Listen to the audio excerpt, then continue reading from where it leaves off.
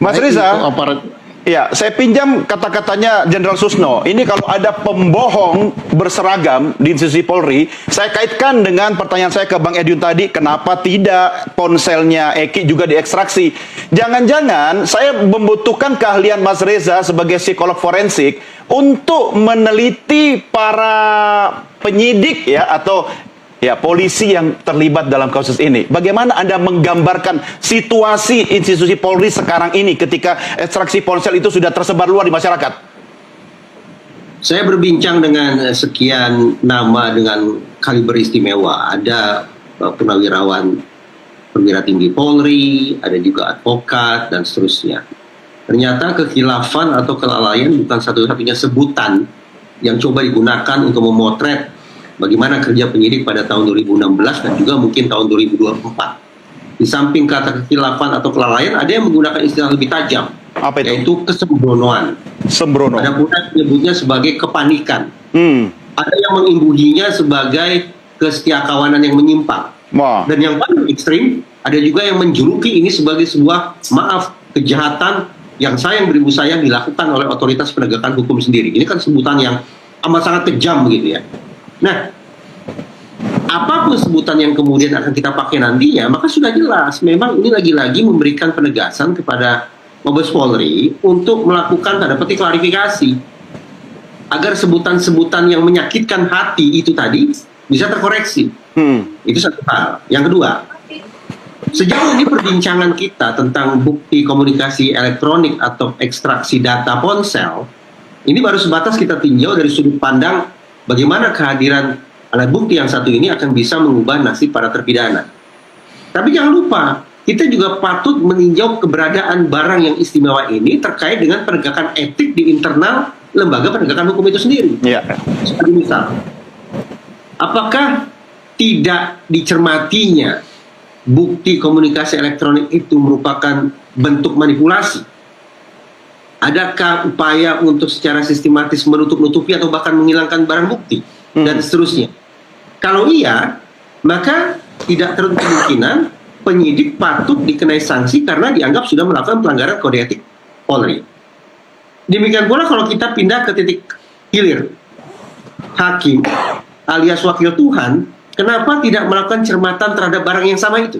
Ya. Ada lagi-lagi kemungkinan ini merupakan indikasi pelanggaran kode etik dan pedoman perilaku hakim. Karena hakim dianggap tidak cukup sensitif, tidak memutakhirkan pengetahuannya, ketika hakim tidak memperbarui pengetahuannya, maka itu sekali lagi pelanggaran terhadap kode etik dan perilaku hakim. Ya. Karena jelas sekali lagi, kami tinjau keberadaan bukti komunikasi elektronik ini terkait dengan aspek pidana, yaitu mengoreksi atau mengubah status hukum para terpidana, tapi juga mudah-mudahan dianggap sebagai sebuah momen yang baik untuk melakukan pembenahan secara internal, terutama dari sisi etik. Oke, Mas Reza, ini saya mau tanya pendapat Anda, mungkin sekedar pertanyaan menggelitik, bagaimana keyakinan Anda bahwa Polri akan mengikuti apa yang Anda sampaikan tadi?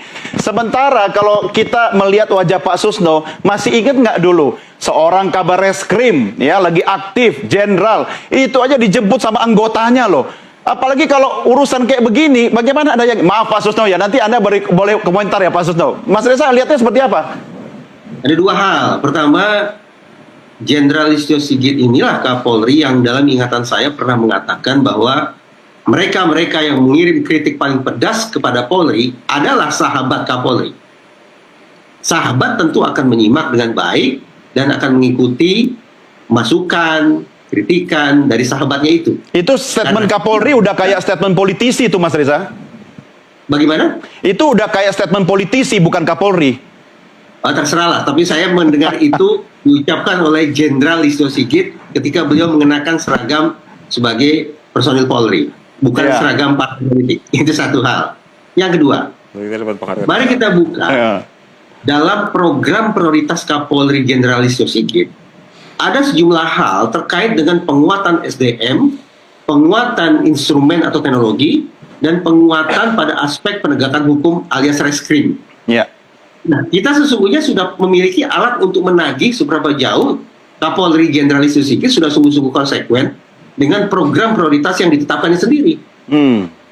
Kalau di injury time menjelang Oktober 2024 ini Kapolri secara rendah hati menginstruksikan satuan-satuan kerja terkait untuk mengemas barang bukti ini sebagai novum, ini sungguh-sungguh akan memudahkan para terpidana berikut penasihat hukum mereka untuk menjadi PK. Inilah yang berulang kali di Nusantara TV saya katakan, ketimbang mendorong para terpidana dan penasihat hukum mereka untuk berpeluh-peluh mencari novum yang susahnya minta ampun. Nah sekarang sudah ada barang itu. Tinggal lagi bagaimana kemudian dibutuhkan adanya ketulusan. Saya ingin memberikan garis bawah bahwa barangkali di internal Polri juga ada personil-personil atau bahkan pemangku jabatan penting yang berpikir sangat legal formalistik, yang mengatakan sudahlah kita tunggu PK saja, tunggu PK saja, tunggu PK saja.